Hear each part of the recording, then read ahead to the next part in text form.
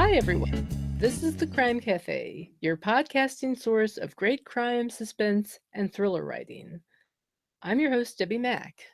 Before we get started, I'd like to, and I introduce my guest, let me remind you that the Crime Cafe 9-book set and Crime Cafe short story anthology are on sale at my website at all major retailers Amazon, Barnes & Noble, Kobo, you name it, they're there.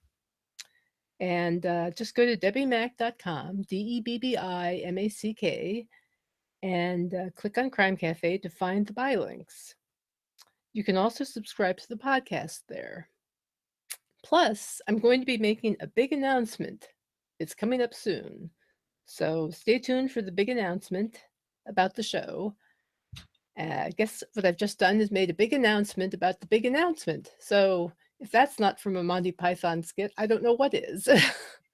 And on that note, I'd like to introduce my guest, the very funny crime author, Adam Maxwell.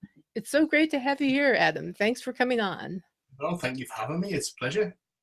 Awesome. So your books seem to run the gamut from children's to adult mystery and caper. How would you describe yourself as an author in one sentence? Eclectic. Yeah, that's a fair description. Distracted, perhaps. I think there's definitely two sides. The main two sides would be the crime writing, which it sort of runs the gamut from crime to detective and a lot of other sort of little bits and bobs. The writing for kids was kind of an accident because I have a daughter. And when she was maybe about 5 years old, I wasn't entirely satisfied with the sort of books that were available, and thought, well, I can do better than that. And I've ended up writing 5 kids novels, with four are being published, and one, Pirates versus Ninjas, which is going to come out early next year. But that's kind of not. It was a distraction almost. Like, it's fabulous, it's wonderful to do, but it's not really where my heart is. It was where my heart for my daughter is, and being terribly vain, I obviously published them as well. But yeah, the majority of the work I'm doing at the moment, I've got sort of the next 2 or 3 books in the series, the crime series I'm working on at the moment. That's everything. I'm not sure. My daughter's getting to the kind of age where she's starting to read YA, so it's the Percy Jacksons and the Hunger Games, and I'm not sure. I'm not interested in writing that sort of thing, so I think that's probably it for the kids' books for me. It'll just be crime from now on, which I'm sure anybody who's watching will be glad to hear.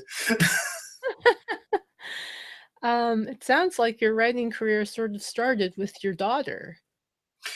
Well, yeah, I mean, certainly I was doing a lot of stuff before then that was much shorter, but it was kind of the crossover between the crime and the longer works started to come with the kids' books, and then just sort of now everything's too long, so everything's novel length. You can't have short ideas anymore because they suddenly turn into these enormously long plot ideas that you have. So. Well, I think you could probably write short stories and novellas. Well, the next one that I've got coming out, it did turn into a novella, but it almost ended up as a novel. I think writing sort of heist caper style plots, the level of complexity in there, it lends itself really well to having much longer, convoluted to and fro sort of plots. Mm. And yeah, that's the way my brain works, I suppose. So. Well, I like it. I'm reading Cat Chaser, and it makes me laugh out loud at points. The way your protagonist just stops when he falls asleep. I'm like, oh my God. What inspires you to write a mystery about a detective with narcolepsy? Well, I think that was one that I'd had for a long time, because now I am 41 years old, and when I came up with that idea, I was probably 21 years old. And at the time, I think you find different things funny than you do when you get older. And when I first started to think about it, I was like, there's nothing funnier than people who have this thing where they fall asleep. And it's actually like the more research you do, the more you realize what a debilitating and tragic condition it is for the people. Like these people who can't hold down jobs. And so it became this like, if we're gonna be allowed to laugh, how can we make it a character who it's okay to laugh at? And the only way that I could see around that was by always making him the cleverest person in the room. He never accidentally comes upon the solution to things. He is the person who has the idea, who makes the connection, so he's always better than everybody else. And so he does that in spite of his condition. And so then I think you can get away with the humor a lot better. But I think that's more, the Defective Detective is much more slapstick than the Caper books. I think are a bit more Coen Brothers, sort of a bit darker. I think. Yeah. I like that. Which of your books are the Caper books? At the moment, there's only one, because the Darley Deception is the first one, and that sort of sees the crew get together. You've got Violet, who is the brains of the operation. She returns to her home city, which is a fictional. It's the same city that Clinton, the Defective Detective, occupies. This fictional city of Kilchester, which is it's supposed to be in the north of England, but has enough crossover into most British cities that there's something there from each one, where you you can spot that this part might be London and this part might be Manchester, and so there was a bit of that in there. But she returns home to this place, having sort of exiled herself after her criminal boyfriend tried to kill her halfway through a job, and so she comes back and is tempted back, as criminals in this sort of thing tend to be, by the promise of a big payday, and pulls together the crew through that. And I'd when I'd started to write it, I'd not been writing anything but the Defective Detective for a while. Like, I sort of thought, is this it? Like, if it is, then I suppose that's fine. I like Clint as a character, and he entertains me greatly. I've got plenty of ideas, but I wonder if there's something else I could do. And so I deliberately tried to come up with a set of characters that I'd be able to use in a series going forward, so that I could do more than one thing and not just bore everybody to death with the same thing all of the time. And so I ended up with the 5 of them, and 3 of them were women and 2 of them were men. And the women were in control, and they were the ones who were making the decisions, and the men are a bit not. I mean, they're all experts in their field, as you would imagine. But at the end of it, there is very much the question of what do we do next? Like, where do we go from here? And I sort of like that you've got this kind of Guardians of the Galaxy dynamic of these people who don't really trust each other, and have to trust each other and want to trust each other, but some of them are skimming off the top, and some of them are doing it, and are they betraying each other as they go along? Will they stick together? And so you've got all of these sort of miniature things playing out at the same time that they're trying to steal a blank canvas signed by Salvador Dali. And so, because it seemed a ridiculous thing, and Dali did in fact signed a lot of blank sheets of paper in order to make money, and he would just sell these. And so there's a lot of discrepancies as to some of the works, as to whether he did them or whether they're forgeries, because they've got a real signature on. So these sorts of things all seem very interesting. And then I thought, I'll write something short that I can maybe get people into the series with. And this novella came that I've just putting the finishing touches to, which is called Kill It With Fire. But while I was writing that, the next book came along. As you know, you do the same thing, and you end up in that sort of, well, okay, let's do the next one. And then the following one starts to invade as you plot. And so there's a lot of these characters definitely are moving into different areas, and different things are happening in their lives, and they're getting involved in things that they shouldn't. And it's interesting me, and hopefully interesting the readers.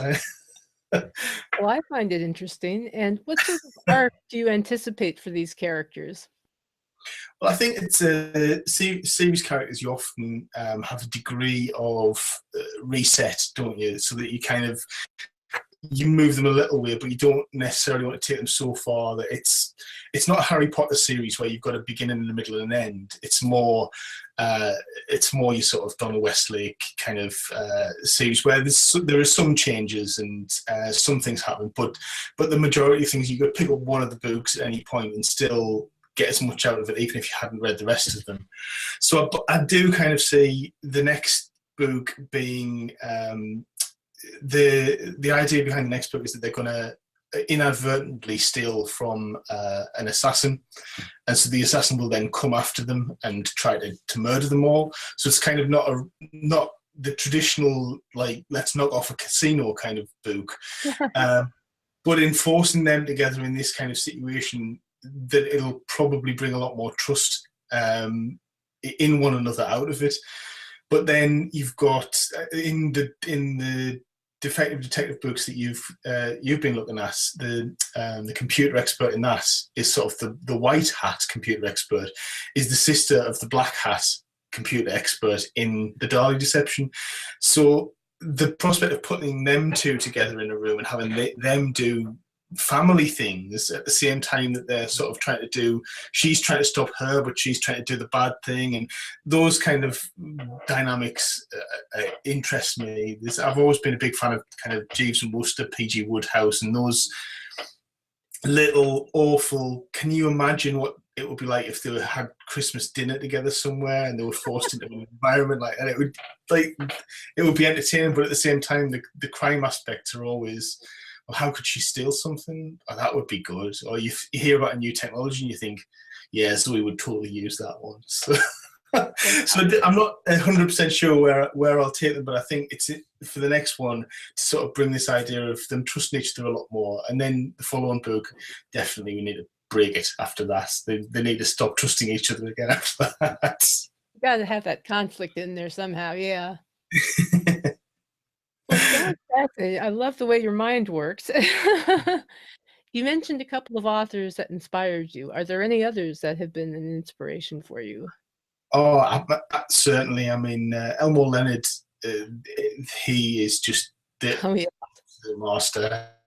And the not just the dialogue. I mean, everybody says that Elmore Leonard's dialogue, but when you're reading things like Rum Punch, the plotting, the characterization is just something to aspire to. It really, really is. Donald Westlake is definitely, the Dortmunder novels are brilliantly funny, hot rock. And closer to home, I grew up reading Douglas Adams, so the Dirk Gently. I was just going to say. I mean, the new series that BBC America are doing at the moment is it's so good, so well written. I think it's the best thing on TV now. It's the most imaginative thing on TV right now. Yes, and every single character again has their own, something's happening, their own world. And I think this idea of, as a writer, everybody in a story is the protagonist of their own story, and you as the author are choosing the perspective that you're going to tell it through. But the guy, I think it was the Austin Powers thing, wasn't it, where the henchman, so you suddenly cut away to the henchman's family, because every single person has that, something's feeding into it. And the Dirk Gently, I think it's definitely got that, when you find yourself just watching the whole thing from the beginning again, just to spot all of the bits that went on. And I think if you can do, especially in something like a caper and a detective novel, if you can do those things, it's an enormous talent, and so hard. It's so hard. Oh my God. Yeah, Douglas Adams is definitely, he was a big influence on the style of my writing. But at the moment, I'm not writing fantasy. Maybe one day. Not. It would be great to write like him. Oh my God. I mean, I'll never forget the first time I saw the BBC series of Hitchhiker's Guide. I was like, oh my God. It just blew me away. And then when I found out, I read all the books, and then I found out about Dirk Gently, and I was like, oh, I've got to read this. And then when I read that, I was like, "Oh my god!" But then when I heard they made it into a series on BBC America, I was just like, "I'm there, dude. I'm there." So, No spoilers for season 2, though. We haven't watched the finale that was on last night, so we're going to catch oh, up with that after we finish here. That's what we're yeah, going to be watching. well, enjoy. That's all I can say. Um, that show is just amazing, and seriously, one of the most, if not the most imaginative TV show on right now. I mean, I'm just blown Definitely. away by it. Um, and I celebrate Towel Day every year. It's so happened. So 42, that's all I can say. Don't panic.